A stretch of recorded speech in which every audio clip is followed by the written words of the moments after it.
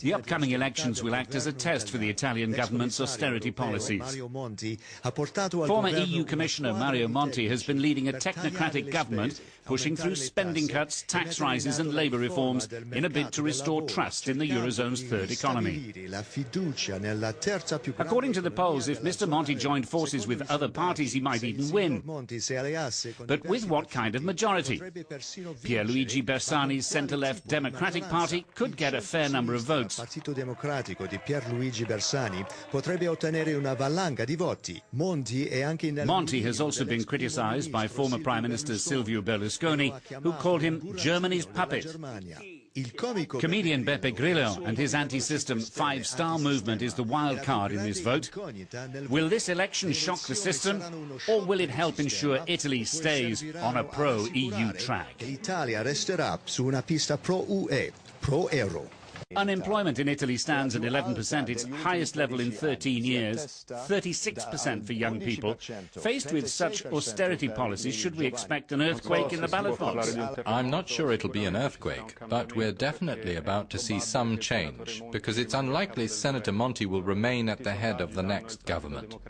The Democratic Party is leading in every poll, and by the way, no matter what government comes out of this vote, it will have to stand by its commitments to its EU partners. If nothing unexpected comes up, the centre-left will win and Bersani will probably team up with Monti. The revival of Berlusconi, who was believed to be politically dead, changes the balance of power and introduces bigger uncertainty than Grillo's movement. Oh, just a shake. The contenders in this election are two comedians and two tragic actors. I think tragedy will win. The main problem is the vote for the Senate, especially in key regions like Lombardy and Sicily. There is certainly a risk that the Democratic Party's victory will be narrower than expected, but as my colleagues pointed out, such a scenario would increase the chances of an alliance with Monti. I think he could play the role of a senator if he's elected, as I expect him to be. A saboteur? A saboteur, I don't know. A senator, definitely. He's opposed to any alliance between centre and left, that's for sure, but I think he can have his say only if he manages to win the Senate, if he gains control of the Senate. I think that no matter what role Berlusconi plays, he'll always be a saboteur. Grillo will get about 12.7% of the vote. His role is to capitalize on the frustration of many Italians. There is also another movement that has not drawn much attention, Fare per fermare il declino, headed by a group of economic experts. We'll definitely see an element of frustration against old-style politics. Grillo's movement, along with Rivoluzione Civile, headed by former prosecutor Ingroia, will score well because people have lost confidence in politicians. Monti's government has strengthened the image of the country abroad, helping it regain credibility, but at home the recession hasn't helped.